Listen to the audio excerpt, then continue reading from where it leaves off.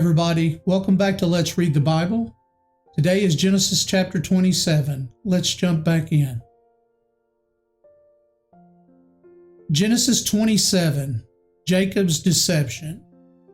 Now it came about when Isaac was old, and his eyes were too dim to see, that he called his older son Esau, and said to him, "My son." And he said to him, "Here I am." Isaac said, "Behold, now I am old, and I do not know the day of my death. Now then, please take your gear, your quiver and your bow, and go out in the field and hunt game for me, and prepare a savory dish for me, such as I love, and bring it to me, that I may eat, so that my soul may bless you before I die." Rebekah was listening while Isaac spoke to his son Esau. So when Esau went to the field to hunt for game to bring home, Rebekah said to her son Jacob, "Behold, I heard your father speak to your brother Esau, saying, 'Bring me some game and prepare a savory dish for me, that I may eat and bless you in the presence of the Lord before my death. Now therefore, my son, listen to me, as I command you. Go now to the flock and bring me 2 choice young goats from there, that I may prepare them as a savory dish for your father, such as he loves. Then you shall bring it to your father, that he may eat, so that he may bless you before his death." Jacob answered his mother Rebekah, "Behold, Esau my brother is a hairy man, and I am a smooth man. Perhaps my father will feel me, and then I will be as a deceiver in his sight, and I will bring upon myself a curse and not a blessing." But his mother said to him, Your curse be on me, my son. Only obey my voice and go, get them for me." So he went, and he got them, and he brought them to his mother, and his mother made savory food, such as his father loved. Then Rebekah took the best garments of Esau, her elder son, which were with her in the house, and put them on Jacob, her younger son. And she put the skins of the young goats on his hands and on the smooth part of his neck. So also gave the savory food and the bread which she had made to her son Jacob. Then he came to his father and said, "My father?" And he said, "Here I am." "Who are you, my son?" Jacob said to his father, "I am Esau, your firstborn. I have done as you told me. Get up, please. Sit and eat of my game, that you may bless me." Isaac said to his son, "How is it that you have it so quickly, my son?" And he said, "Because the Lord your God caused it to happen to me." Then Isaac said to Jacob, "Please come close, that I may feel you, my son, whether you are really my son Esau or not." So Jacob came close to Isaac his father, and he felt him and said, "The voice is the voice of Jacob, but the hands are the hands of Esau." He did not recognize him, because his hands were hairy like his brother Esau's, so he blessed him. And he said, "Are you really my son Esau?" And he said, "I am." So he said, "Bring it to me, and I will eat of it my son's game, that I may bless you." And he brought it to him, and he ate. He also brought him wine, and he drank. Then his father Isaac said to him, "Please come close and kiss me, my son." So he came close and he kissed him. And when he smelled the smell of his garments, he blessed him and said, "See, the smell of my son is like the smell of the field, which the Lord has blessed. Now may God give you of the dew of heaven, and of the fatness of the earth, and an abundance of grain and new wine. May people serve you, and nations bow down to you.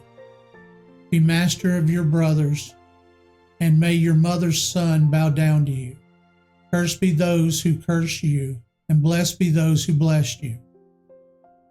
The stolen blessing. Now it came about, as soon as Isaac had finished blessing Jacob, and Jacob had hardly gone out from the presence of Isaac his father, that Esau his brother came in from his hunting. Then he also made savory food and brought it to his father. And he said to his father, "Let my father arise and eat of his son's game, that you may bless me." Isaac his father said to him, "Who are you?" And he said, "I am your son, your firstborn, Esau." Then Isaac trembled violently and said, "Who is he then that hunted game and brought it to me, so that I ate all of it before you came, and blessed him? Yes, and he shall be blessed." When Esau heard the words of his father, he cried out with exceedingly great and bitter cry, and said to his father, "Bless me, even me also, O father." And he said, "Your brother came deceitfully and has taken away your blessing." Then he said, "Is he not rightly named Jacob? For he has supplanted me these 2 times. He took away my birthright, and behold, now he has taken away my blessing." And he said, "Have you not reserved a blessing for me?"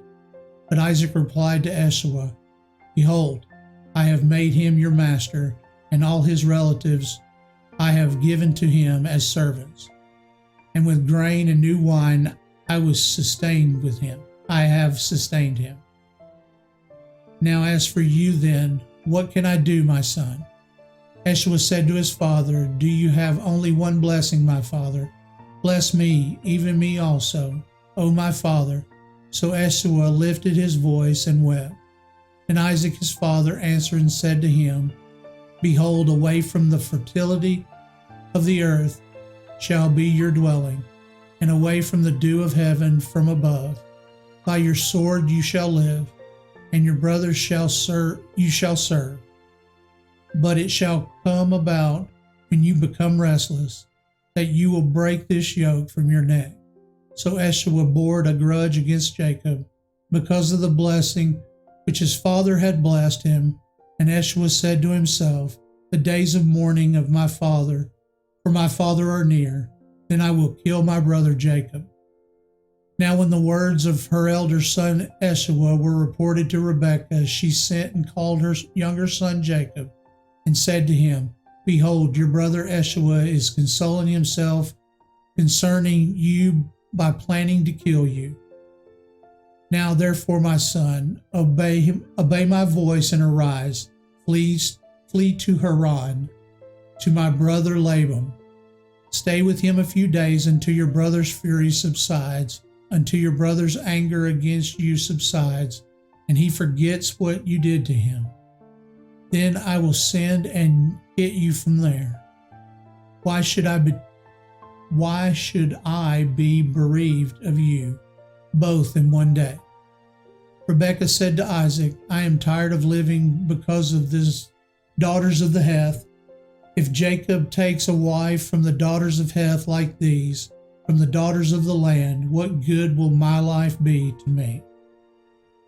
And that concludes Genesis 27.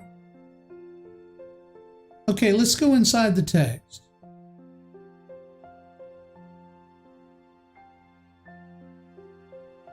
Okay, so at the very beginning here we've got, all right, so Isaac was old.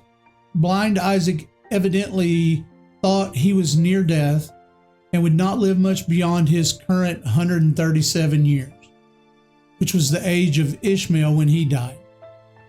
He certainly did not expect to live another 43 years as he actually did. To calculate Isaac's age at 137 and his twin sons' ages at 77 years old. Okay, so let's see. He stole the blessing. So thinking he was going to die, he asked for his eldest son to go hunt, bring back the game, make him a savory meal that he might eat of it and bless him. Rebekah heard this and then told Jacob to go do it. And so Jacob did. And let's see, in part here, it says, at first, in the very beginning, a deceiver in his sight. To his credit, Jacob at first objected. The differences between him and Esau would surely not fool his father and might result in the blessing being replaced with a curse as a fitting punishment for deception. So at least at first he was objecting to it. So Rebekah tells him to go anyway, and he goes and he grabs the lambs he brings back. She puts some of her eldest son's garments on him, and some skin and hair from the goats to seem like hair on his hands, and hair around, I guess she said, his neck. So his brother was a very hairy man. Isaac was, as we see down later on when we get down to verse 33, Isaac was visibly shocked when the scandal was uncovered by the entrance of Esau. The father, remembering the Lord's words to Rebekah, refused to withdraw the blessing and emphatically affirmed its validity. Yes, and he shall be blessed. And a little later, behold, I have made him your master, and also your brother shall serve. Sudden realization at having opposed God's will all those years likely made the shock even more severe of that situation. So at that point, Esau comes back in. He's expecting a blessing. Esau fully expected to receive the blessing, for he had identified himself to his father as the firstborn. Anguished at losing this important paternal blessing and bitterly acting out as an innocent victim, Esau shifted the blame for the loss of the birthright and blessing to Jacob and pleaded for some compensating word of blessing from his father.